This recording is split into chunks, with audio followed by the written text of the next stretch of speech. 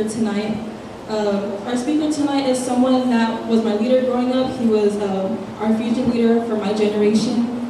He is fearless then and is fearless now. But today I'm very honored and proud to introduce him, my leader and also my spiritual father, Pastor Matthew Tamua.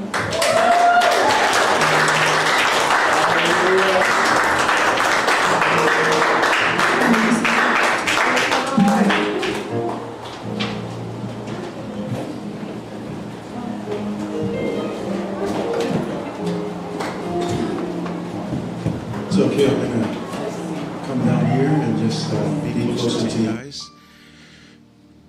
Thank you, first of all, for the opportunity to be able to just spend some time with our young people. Sometimes being the senior pastor, you spend a lot of time with our old folks. Nothing wrong with our old folks. I love them. But spending time with you guys helps keep me young. Say amen. And so just grateful for the opportunity to share God's word. Tonight, I understand young people, been there, done that. I sat there just like you many, many moons ago. And I understand that your attention span is pretty short. So tonight, you're like, let's get to it. 5 minutes of your time. So I'm going to do that tonight. But I want to encourage you, turn to your neighbor, say, neighbor, don't bother me. It's time to listen to the word of God. Say amen. James chapter 1. If you have your Bibles, if not, team, I don't know if we're able to put it up on the screen here. But James chapter 1, verses 12 down to 15. Let's go ahead and read it together. Stop at every semicolon, comma, period. Take a deep breath and then continue reading. But let's begin reading here from verse 12 on down to verse 15. Ready? Blessed is the man who endures temptation, for when he has been approved, he will receive the crown of life which the Lord has promised to those who love him.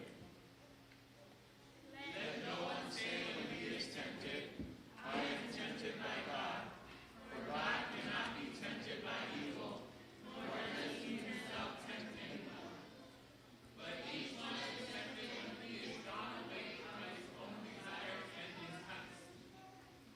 Then, when the desire has conceived, it gives birth to sin, and sin, when it is full grown, brings forth death.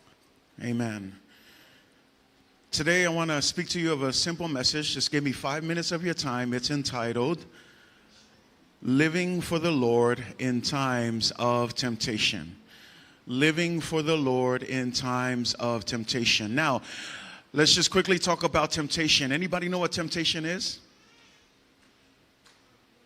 Shout it out. It's a way to test to see if you are faithful to God. Good. Anyone else? Temptation, when you think of temptation? Falso songa, that's right. Falso songa ingaya, failemea.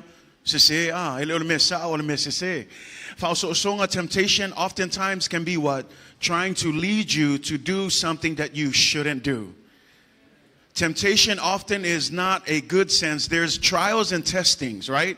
And there's a difference. I want to encourage you. There's a difference between testing and a difference between being tempted. See, when you're being tested, the whole point of being tested is to see if you really understand what you've been learning and studying for all these years, right? Many of us were in graduation season. You're getting ready to graduate. Some of you are being promoted. But even in school, you have to what? You have to end up taking a what? A test. And the point of that test is not to give you a hard time. The point of the test is to see whether or not you have been what? Listening or learning, right? But when it comes to temptation, temptation is not equal to a test. See, because for a test, the test is to see if you've been learning. But for a temptation, temptation is only something that tries to lead you away from doing what is right. So tonight I want to use this simple definition of temptation. Temptation is an opportunity for you to make the right choice. Okay, let me say that again.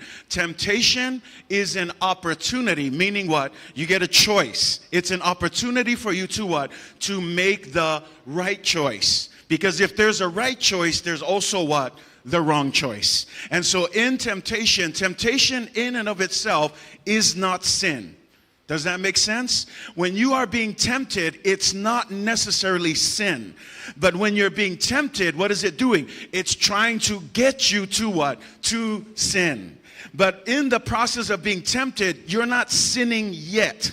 Because you have to what? You have to make a choice. Everybody say choice. That's what life is all about. Even now as young people, you're always making decisions. Many of you were here tonight in church because you made a what? A choice, right? Maybe some of you were forced because mom and dad made the choice for you, right? But it's okay. The whole reason why mom and dad wants that for you is because what? They have good intentions. They want you to what? To be in a place where you can learn more about who? God. Why is it important to learn more about God? Because at the end of the day, He's the one that what? Created you and me. So because He's our creator, it only makes sense that we come to the house of God to learn more about God so we can understand that God is the one who made us and gave us the purpose that we have in life. So you're not here by accident. Turn to your neighbor and say, you're not here by accident. Meaning this, you're not an accident in life.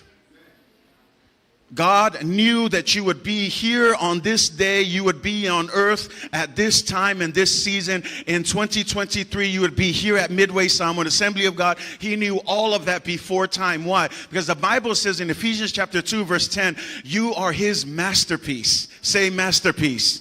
Do you know what a masterpiece is? Is a masterpiece a piece of junk? Absolutely not. A masterpiece is what? It's the best of all best. You're not just an accident. You are His masterpiece, meaning that you are here with purpose, that you have a reason.